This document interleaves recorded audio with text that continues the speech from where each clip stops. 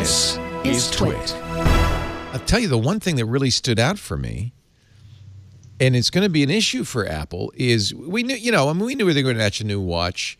We knew they were going to announce a new iPad Air. They added some things in there. They did not mention tags. They did not mention speakers. They did not mention iPhone. So we know there's more to come, obviously. There's more than one more thing. But they did surprise me still when they talked about the new iPad Air because it has a new Apple Silicon A14 chip in it. So it is now faster than the high-priced iPad Pro. So does this mean well, everybody was saying on Twitter, well, I guess nobody's going to buy an 11-inch iPad Pro anymore. There are very few differences. You still get the 120 hertz on the iPad Pro. They didn't mention that, at least for the iPad Air.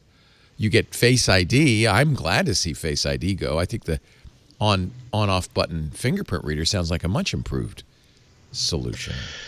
yeah, it remains to be seen how well it's going to work. But I think that Face ID was less essential on a big screen device than it is on a handheld device.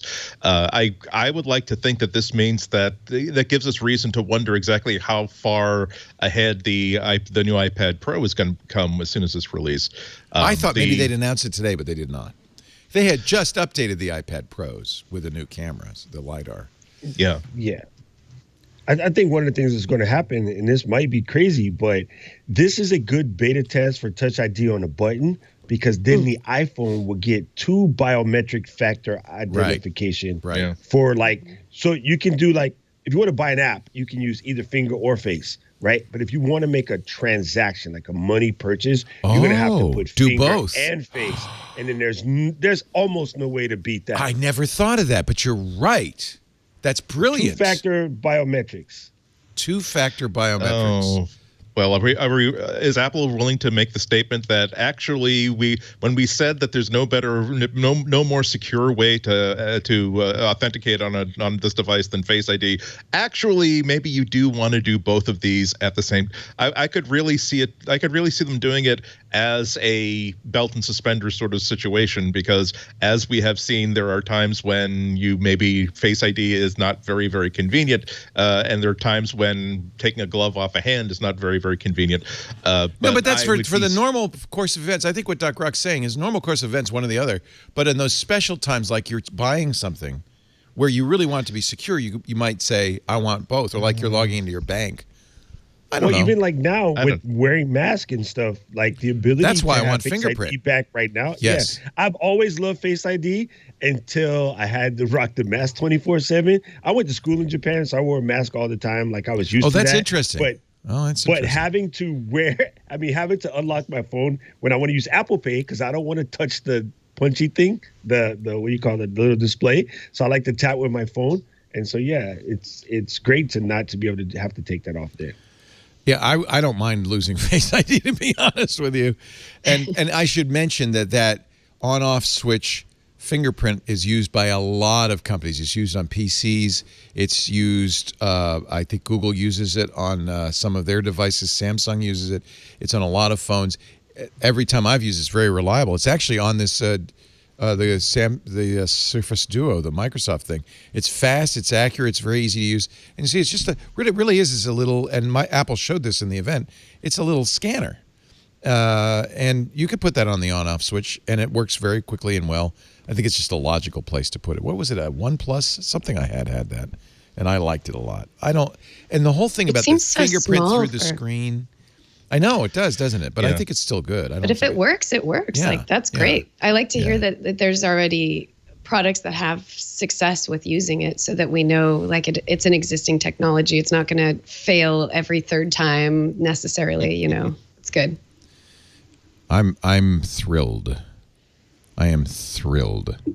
But I am worried about the 11-inch iPad Pro. I mean, I guess it's 150. Somebody in the chat room did the numbers. $150 more for the 11-inch iPad Pro versus the Air. You get additional camera lenses. You get LiDAR, and you get 120 hertz. So there's some benefits, but not many. They could make sure that the screen size is always going to be an advantage. They could make sure that the top storage is always going to be an advantage. There are ways to differentiate. Well, the 12.9-inch iPad Pro I could see, right? By the way, this is the iPad Air.